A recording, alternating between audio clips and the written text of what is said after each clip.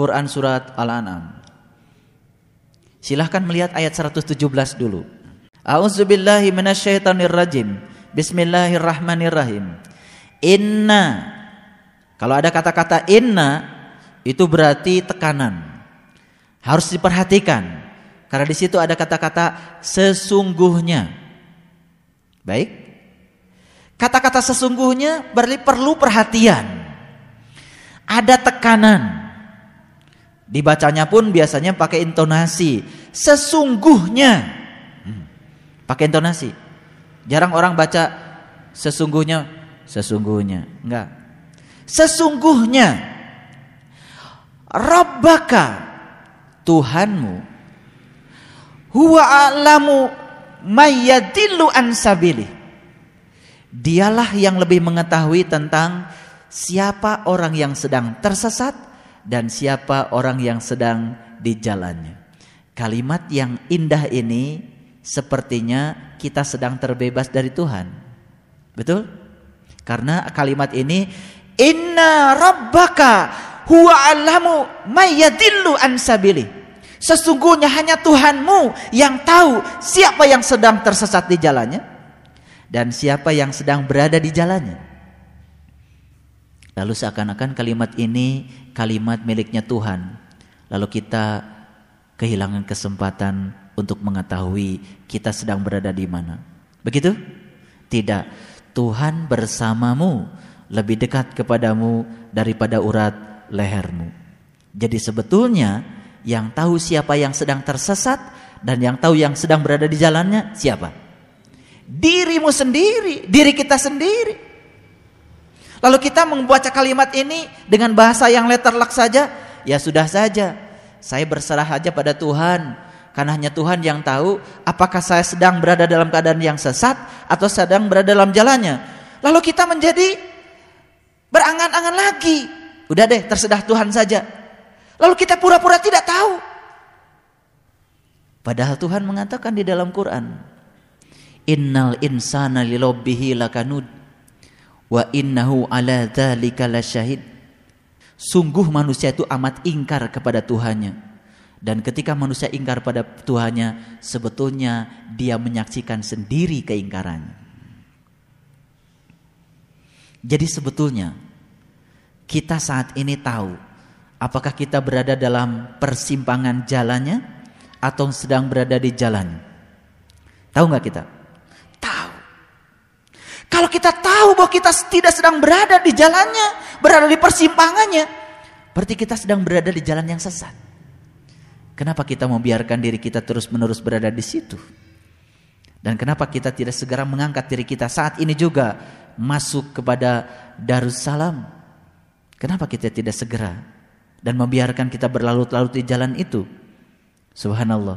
Ketika kita membiarkan diri kita berlarut-larut di jalan itu, sebenarnya kita sedang membiarkan diri kita menuju kepada lembah kehinaan. Sebentar, saya ingin berikan contoh yang sederhana saja. Pernah kita marah?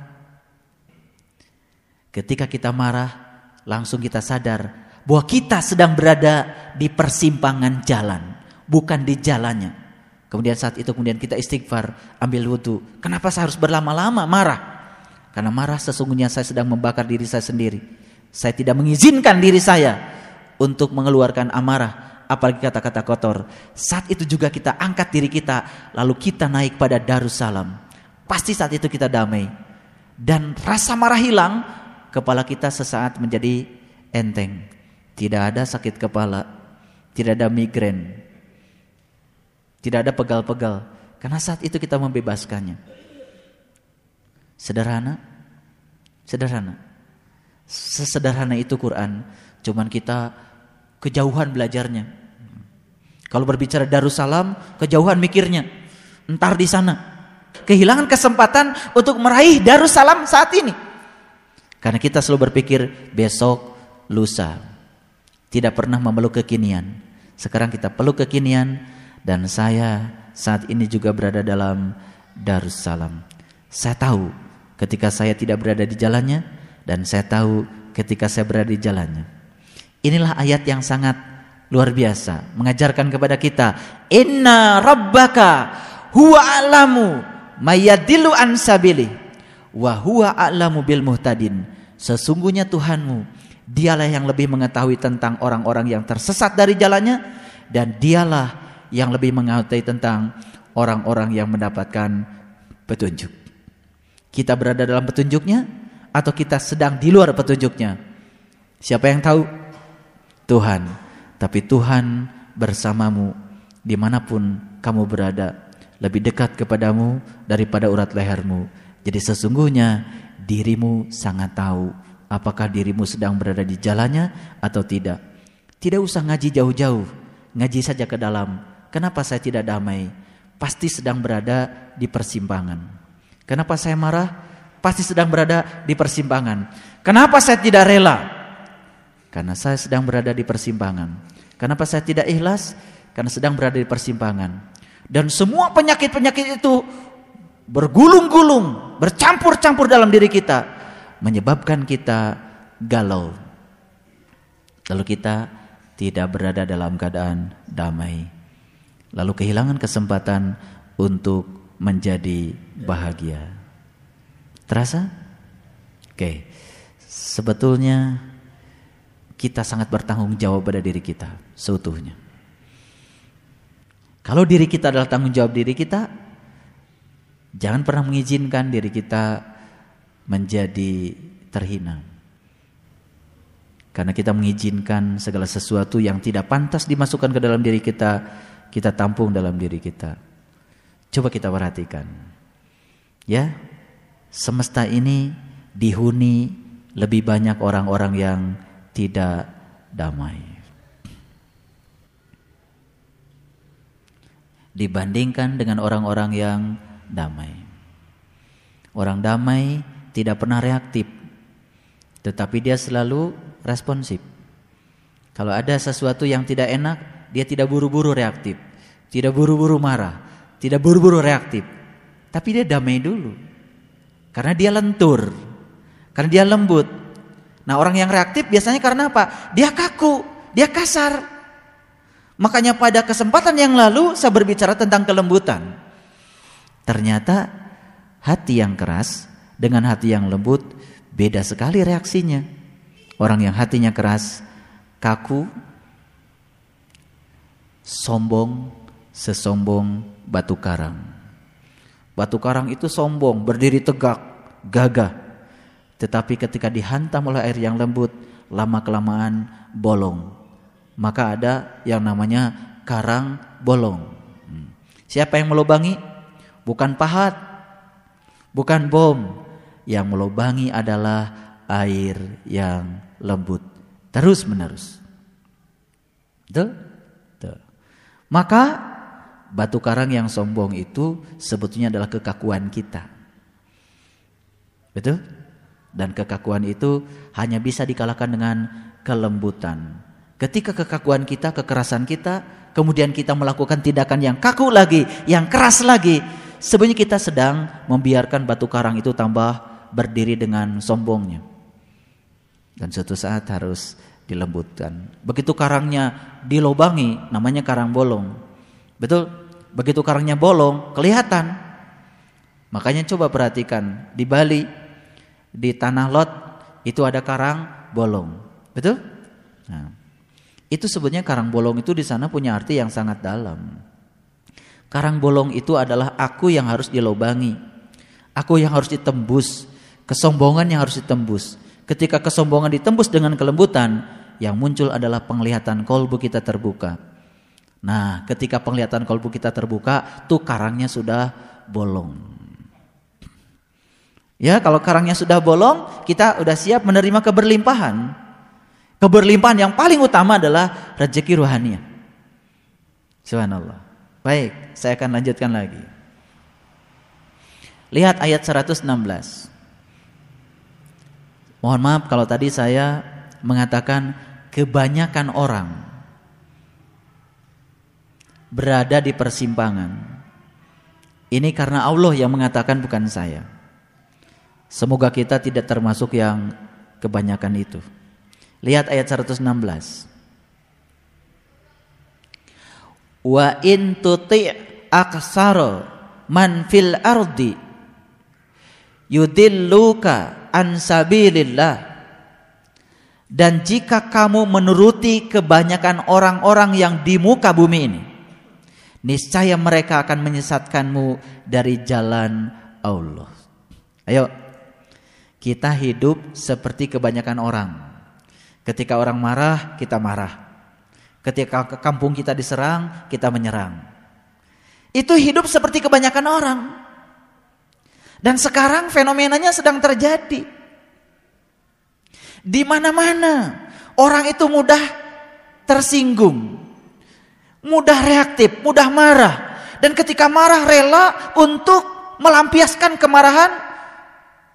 Dan ujung-ujungnya mengambil nyawa orang lain. Di Lampung belum reda pertikaian antar kampung. Di Makassar belum reda pertikaian antar kampung. Di Poso belum reda pertikaian yang luar biasa. Di Jakarta, di Bandung, di mana-mana pertikaian antar pelajar. Jadi kebanyakan orang kan begitu. Kalau diserang, menyerang. Kalau dipukul, memukul. Kalau dimarahi, balik marah. Itu kebanyakan orang, kata Allah. Dan jika kamu menuruti kebanyakan orang di muka bumi ini, niscaya mereka akan menyesatkan kamu dari jalan Allah. Lalu ternyata untuk menuju jalan Allah, kita harus meninggalkan kebanyakan orang. Jangan kita kemudian terlibat pada situasi yang semacam itu. Nah, ini pembahasan ayatnya hari ini ya agak random. Tetapi nanti Bapak Ibu akan melihat ini sangat sistematik. Cuman metodologinya saja yang saya ubah. Kita teruskan. Mereka tidak lain hanyalah mengikuti persangkaan belaka. Dan mereka tidak lain hanyalah berdusta. Jadi ternyata yang diikuti kebanyakan orang itu adalah zon. Zon itu persangkaan. Betul nggak? Nah, kalau persangkaan dikembangkan oleh diri kita, itu kan jadi persepsi. Persepsi dikembangkan oleh diri kita, itu kan jadi paradigma. Paradigma dikembangkan oleh diri kita, itu jadi prinsip. Kalau kita sudah memegang satu prinsip, dan prinsip kita yang paling benar, maka ujung-ujung kan menyalahkan orang lain. Lalu kita mulai menghakimi orang lain, mulai menjudge orang lain. Nah, setelah itu kita menghukum orang lain yang kita anggap beda dari diri kita. Subhanallah. Hanya untuk memuaskan hawa nafsu, terkadang orang rela mengorbankan orang lain untuk disakiti. Itu sifat apa itu? Sifat rendah. Ya. Kalau kita menyaksikan adegan di dunia, di planet binatang, itu kan biasanya ada singa yang mengejar binatang lain, kemudian ditangkap, setelah itu kemudian digigit lehernya dan mati. Setelah mati kemudian rebutan. Betul? Rebutan apa itu? Rebutan daging. Di planet binatang kita diajarin ternyata yang rebutan daging itu singa, macan. Nah, sekarang rebutan daging ini sudah bergeser, bukan di hutan, di masjid. Jadi sifat-sifat rendah itu sudah masuk ya. Dan itu dianggap biasa. Padahal kita sedang berada di hari raya Idul Kurban, menyembelih sifat-sifat buruk pada diri kita. Kasihan, sedemikian banyak binatang yang disembelih, tetapi saat penyembelihan binatang itu sendiri, banyak orang-orang yang rebutan daging karena dia tidak sukses menyembelih sifat-sifat buruk yang ada pada dirinya sendiri. Inilah yang oleh Allah di dalam Quran dikatakan, tinggalkanlah kebanyakan mereka yang menjadikan agama sebagai main-main dan senda gurau. Jadi enggak sungguhan beragamanya. Subhanallah. Baik, kita teruskan. Ya. Kita masuk pada ayat yang ke-111. Walau annana nazalna ilaihimul malaikah wa kallamahumul mauta wa hasyarna alaihim kulla syai'in kubulam ma kanu liyu'minu illa ayyasha Allah walakinna aksarahum yazhalun. Kalau sekiranya kami turunkan malaikat kepada mereka dan orang-orang yang telah mati berbicara dengan mereka dan kami kumpulkan segala sesuatu ke hadapan mereka, niscaya mereka tidak akan beriman kecuali jika Allah menghendaki. Tetapi kebanyakan mereka tidak mengetahuinya. Ini cerita tentang orang-orang yang sangat sulit untuk bisa mendapatkan iman.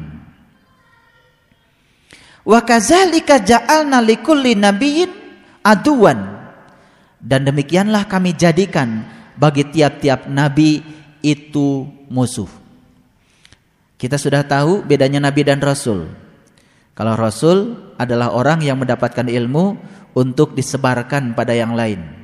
Dia punya hak untuk menyampaikan lagi. Tapi yang namanya nabi adalah orang yang mendapatkan ilmu untuk dirinya sendiri. Clear? Clear. Dan ternyata ayat ini cerita tentang nabi. Dan demikianlah kami jadikan bagi tiap-tiap nabi itu musuh. Nabi adalah orang yang mendapatkan ilmu untuk dirinya sendiri. Tentu saja ilmu yang dimaksud di sini adalah ilmu tentang kenabian, yaitu ilmu tentang ketuhanan, ilmu tentang Allah. Dan orang-orang yang mendapatkan ilmu tentang Allah, maka pada dasarnya Allah sudah menyediakan bagi dia musuh. Oke? Siapa musuhnya? Allah menjelaskan lebih detail lagi. Musuhnya adalah sayatinal insi wal jinni. Musuhnya itu adalah syaitan-syaitan dari jenis manusia dan jin. Ya. Saya mau nanya, nabi manusia bukan? Manusia. Dan musuhnya nabi itu adalah sayatinal insi wal jin. Ya, setan-setan yang berwujud manusia dan jin. Jadi sebetulnya musuh utamanya nabi, karena nabi manusia, tentu saja musuh utamanya adalah manusia.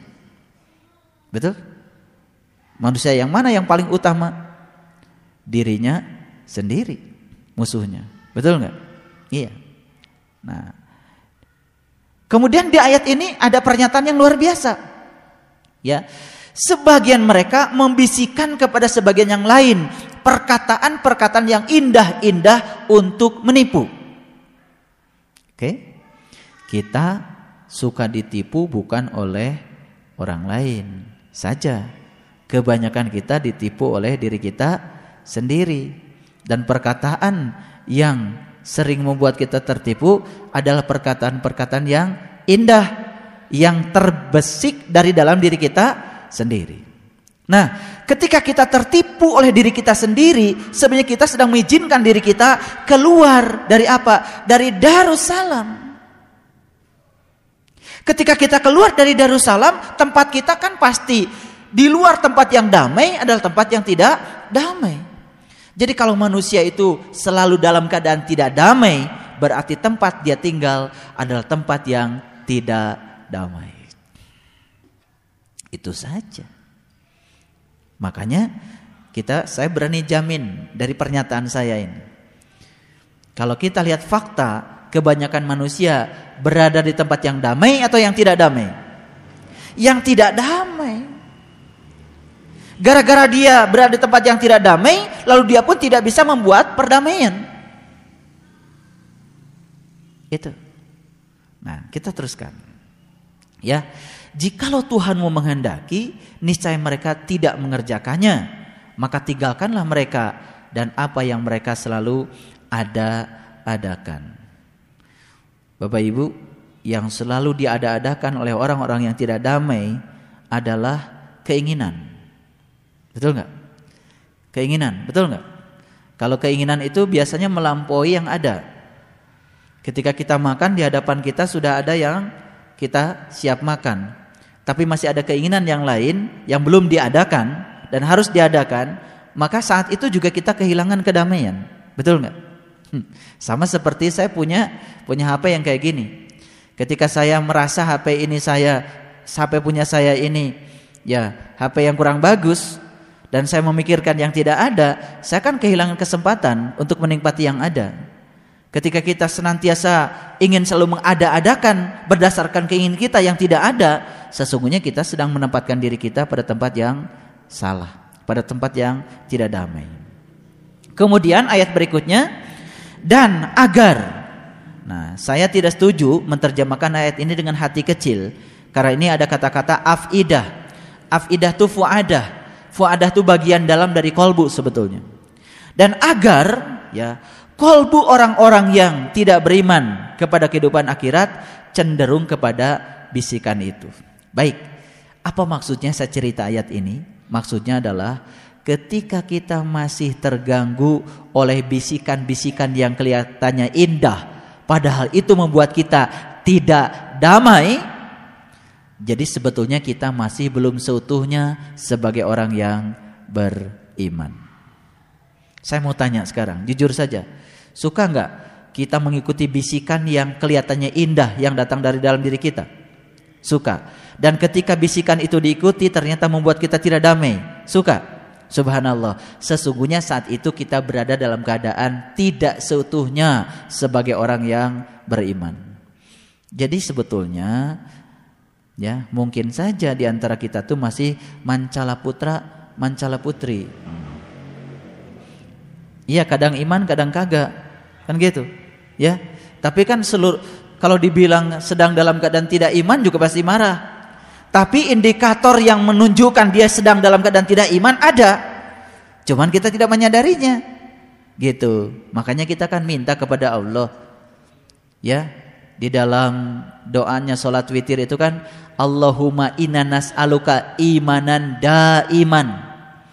Ya Allah, semoga aku dikaruniai iman yang daim, iman yang tidak mancala putra, mancala putri. Iman yang senantiasa mencerminkan keimanan itu sendiri, iman yang mencerminkan indikator keimanan itu sendiri. Nah, pengakuan semua orang juga pasti ingin disebut sebagai orang yang beriman, tetapi ciri iman itu jarang ada di dalam dirinya. Justru yang ada adalah ciri sebagai orang yang tidak beriman.